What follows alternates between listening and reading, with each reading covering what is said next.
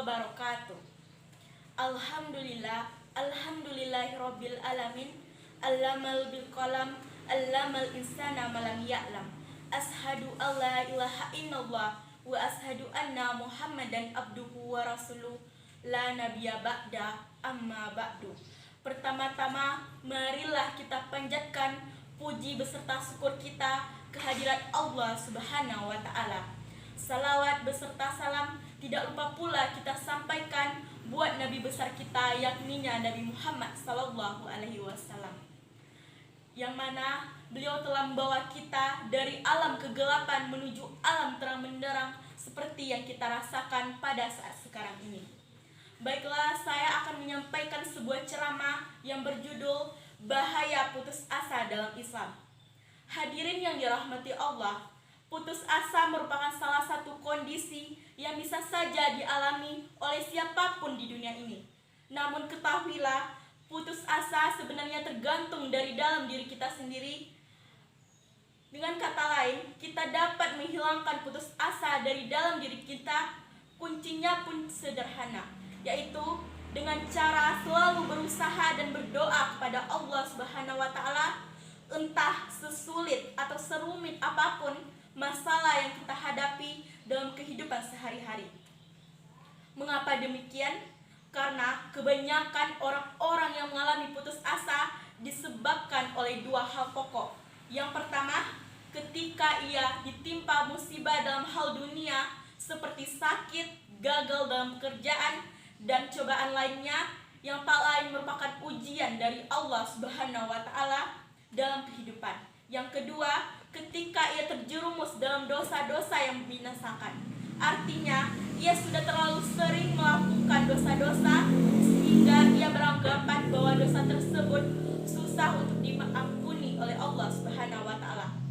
Padahal yang kita ketahui, Allah Subhanahu wa taala adalah Maha Pengampun. Sebesar atau sebanyak apapun dosa yang kita lakukan, selama kita mau bertobat dengan sebenar-benarnya tobat, maka Allah Subhanahu wa taala akan mengampuni dosa tersebut. Itulah dua hal pokok yang sering dialami oleh orang-orang kebanyakan sehingga membuat mereka putus asa. Padahal yang perlu kita ketahui, Islam melarang sikap putus asa. Hal ini disebabkan karena sikap putus asa menimbulkan bahaya jika dibiarkan terus-menerus tumbuh dalam diri seseorang. Sebagaimana firman Allah Subhanahu wa taala, ya artinya Ibrahim berkata, tidak ada seorang pun yang berputus asa dari rahmat Allah kecuali orang-orang yang sesat. Quran Surah Al-Hijr ayat 56. Katakanlah, hai hamba-hambaku, janganlah engkau melampaui batas terhadap diri mereka sendiri, dan janganlah engkau berputus asa dari rahmat Allah. Sesungguhnya Allah Maha Pengampun lagi Maha Penyayang. Quran Surah Az-Zumar ayat 53. Dari kedua ayat tersebut dapat kita ambil pelajaran bahwa Allah Subhanahu wa taala melarang kita untuk berputus asa. Karena sikap putus asa hanya ada pada orang sesat, karena kita adalah orang Islam selama kita beriman kepada Allah dan Rasul-Nya. Berikut ini bahaya putus asa dalam Islam, termasuk berputus asa dari rahmat Allah Subhanahu wa taala. Yang pertama, lupa akan kebaikan Tuhan. Bahaya putus asa yang pertama yaitu membuat kita lupa akan kebaikan yang telah diberikan oleh Allah Subhanahu wa taala kepada kita.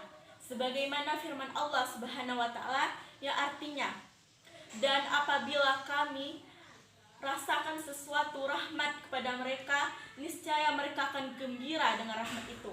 Dan apabila mereka tertimpa musibah yang disebabkan oleh kesalahan yang telah dikerjakan oleh tangan mereka sendiri, niscaya mereka berputus asa.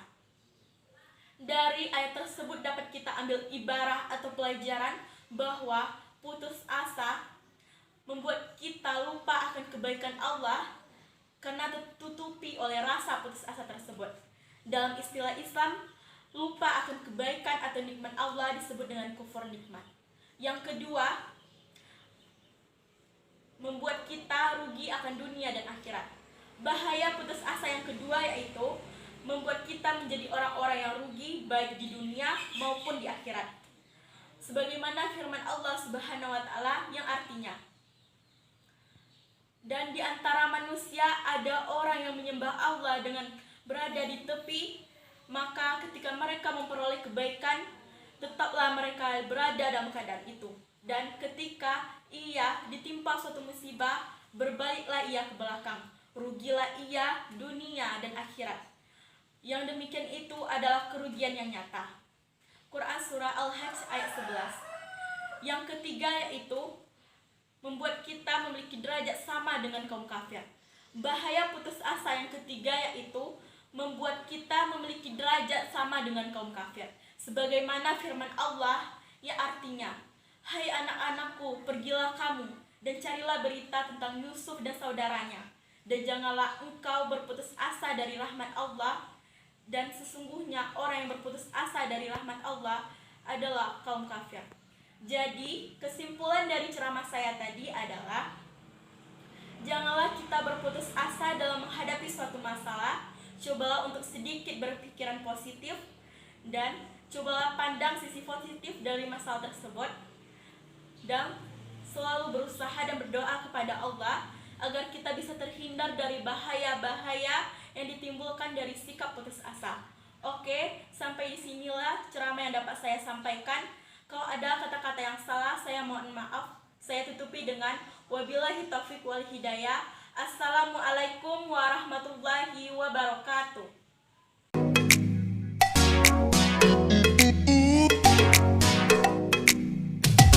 지금 마음은 어떠니 걱정돼 좀 많이